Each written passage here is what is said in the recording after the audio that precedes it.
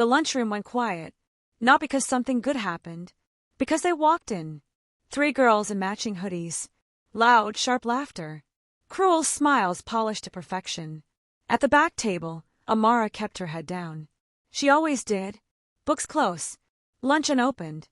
Eyes on the floor. But they saw her anyway. They always saw her. Still think you're too good to speak. One of them sneered, standing over her. Or you just don't know how to act in a real school. Laughter erupted. Someone filmed it. Someone else pretended not to see. Amara didn't say a word. She never did. Not when they dumped her backpack. Not when they called her names. Not even when one of them whispered, "Bet your mom left 'cause she was embarrassed." That one hurt. But Amara didn't flinch. She just clenched her fists under the table, pressed her lips tight, and waited for the day to end. But then the intercom clicked on. "Amara Thompson, please report to the main office." "Your mother's here." Snickers followed her down the hallway until they saw the front doors open. And standing there, sharp crease, polished boots, medals glinting, was a black woman in full military uniform. Her jaw locked, her presence heavy. She wasn't here to smile. She was here to witness, and the next 5 minutes would turn that school upside down.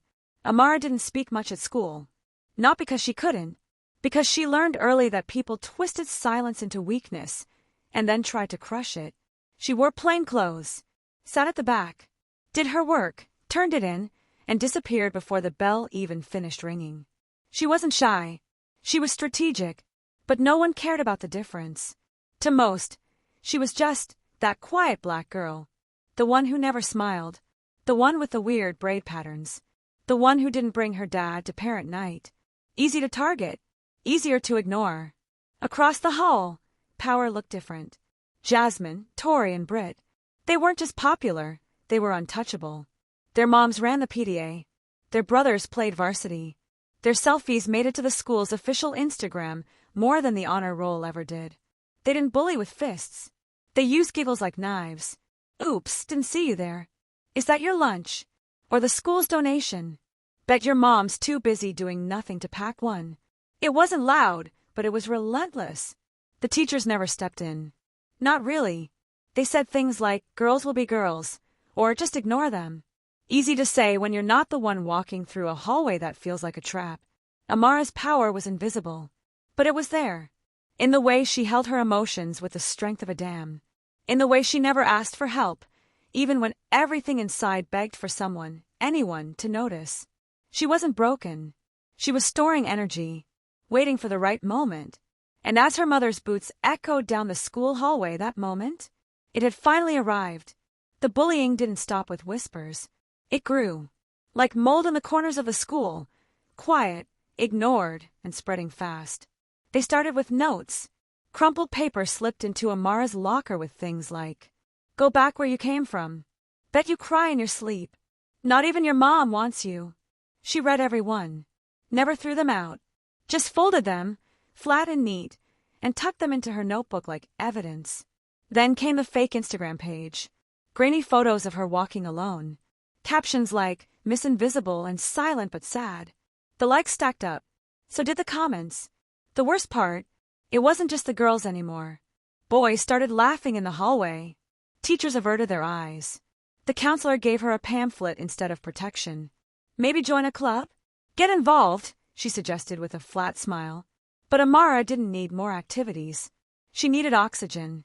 Even in class, Jasmine made sure her voice echoed louder. "Miss Johnson, I think Amara's sleeping again. Or is that just her face?" The class laughed.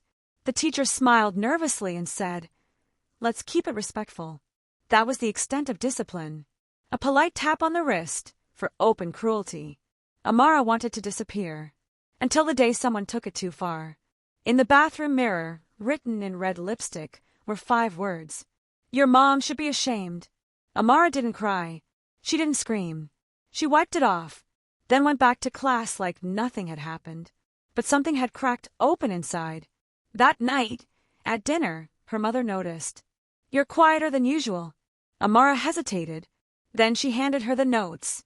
One by one, word by word. Her mother didn't say a thing. She read every line. Her jaw tightened. Her eyes stayed calm. but her knuckles went white against the tablecloth. The next morning, Amara's mom didn't leave for base like usual. She put on her dress uniform. Full honors. Decorations lined like armor across her chest. She walked into that school, not as a parent, as a force. Every hallway turned to watch. Teachers whispered. Students stared. And Jasmine, sitting in the main office, waiting to be called for another peer mentorship meeting, she went pale when she saw Amara's mother walk in. Because behind her smile was something terrifying. Truth, rank, and receipts. That office was about to become a courtroom, and Amara's silence was about to become a weapon. The principal's office was too quiet. Jasmine sat stiff in her chair, legs crossed, phone clenched in her hand like a lifeline.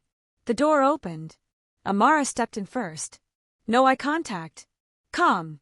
Focused. Behind her, her mother followed, each step deliberate, boots striking the tile like a gavel hitting the bench. Full military uniform. Ribbons shining. Nameplate straight. The principal stood, eyes wide. Mrs. Thompson, we weren't expecting. You should've, she said, cutting him off. You've had plenty of reasons. She laid a file folder on the desk. Thick. Tabbed. Dated. Every incident. Every note. Every slur. Screenshots. Photocopies. Bathroom stall photos. Even the Instagram page. Archived. Timestamped. Printed. The principal hesitated. We didn't know it had gotten this serious. That's the problem, she replied. You didn't look. She turned to Jasmine, who suddenly found the floor very interesting. Amara didn't speak. She didn't have to. Her mother stepped forward, voice low and steady. My daughter doesn't raise her voice. She doesn't retaliate. That's strength. Discipline. You may think silence is weakness. Where I come from, it's called control. Jasmine shifted in her seat. Then Mrs. Thompson pulled out one last page. Military leave records. Precise dates. Travel logs. This one, she said, tapping the paper, proves I was deployed when those messages claimed I'd walked out on my daughter. The room went still.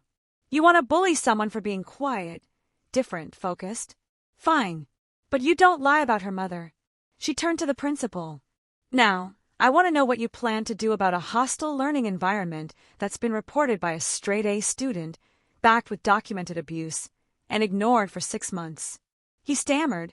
We'll begin disciplinary actions immediately. You'll do more than that, she said. You'll change the culture. Her voice didn't rise, but Jasmine flinched anyway. And if you don't, she added, you'll see me again. But next time, I won't be coming alone. She snapped the folder shut. Amara stood. For the first time, she looked Jasmine in the eyes. No anger. No fear. Just clarity. And Jasmine, she couldn't look back. The next morning, the school felt different. The whispers were back, but not about Amara this time. They were about Jasmine. Her parents had been called in. The Instagram page had been taken down. Half the student body had seen screenshots before it vanished. And Amara, she walked in with her chin lifted just a little higher. Same hoodie, same quiet stare. But the way students parted for her in the hallway, that was new. By lunch, the principal made an announcement over the loudspeaker. The administration is conducting an internal review on recent reports of harassment and discrimination. We encourage students to speak freely and honestly. Translation, we're in damage control. But the real shift didn't happen until Friday's school assembly. It was supposed to be about honoring our local heroes. Most kids expected a generic speech, maybe a slideshow of firefighters. Instead, the lights dimmed. And the vice principal took the mic. Today, we're honoring someone who's served this country with courage and who reminded us this week what leadership really looks like. The spotlight hit the gym doors. Mrs. Thompson walked in. Full uniform. Clean lines. Every step sharp. She saluted. The students clapped politely until the vice principal added, "She's also the mother of one of our top-performing students, Amara Thompson." The room shifted. All eyes went to Amara, who sat still, lips pressed together, eyes forward. The vice principal continued, "When systems fail, real leaders rise." Mrs. Thompson reminded us that silence isn't weakness, it's restraint. And strength often looks like the quietest person in the room. The students erupted in applause. But Jasmine? She shrank in her seat.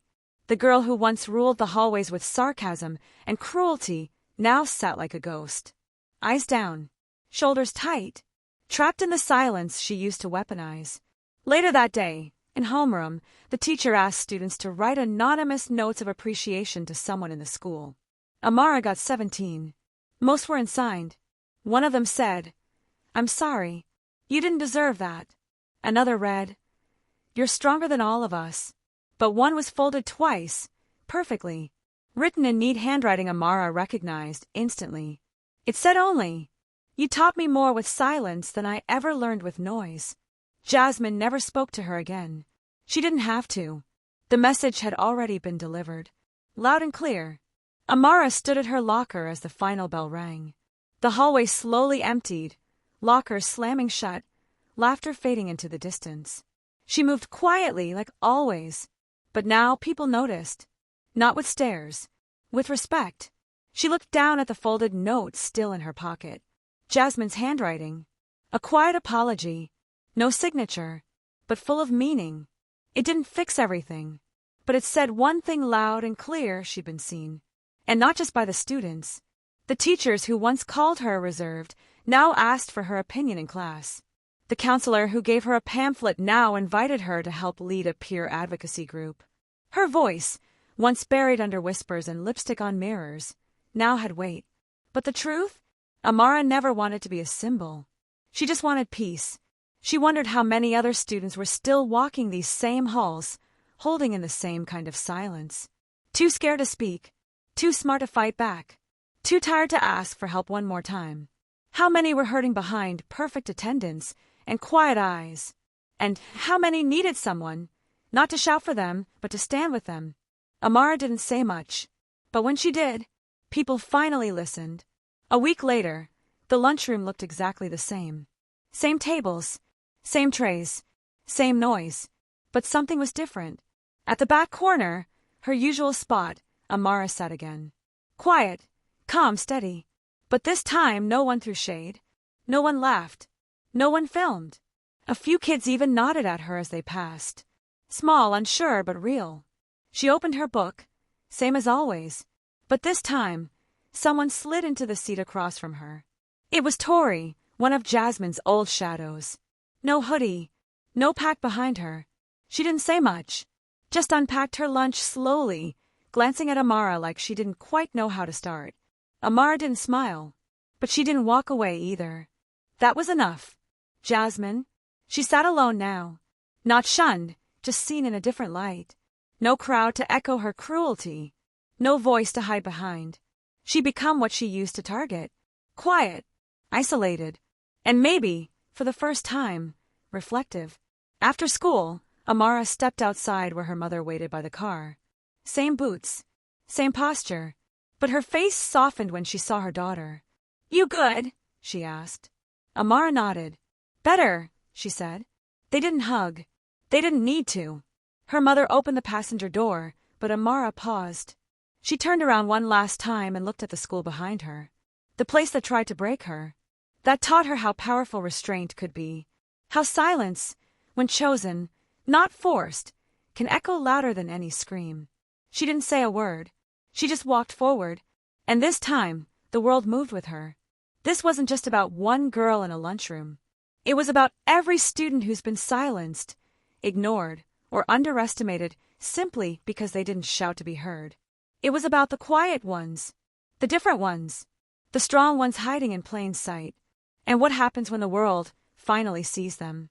Because silence isn't weakness. Sometimes, it's the sound of power loading. If this story made you pause, if it reminded you of someone who's been overlooked, share it. Tag someone who needs to hear it. Let's talk about what real strength looks like. And don't forget, subscribe for more stories that flip the script, restore dignity, and remind us, being quiet doesn't mean you don't have something to say.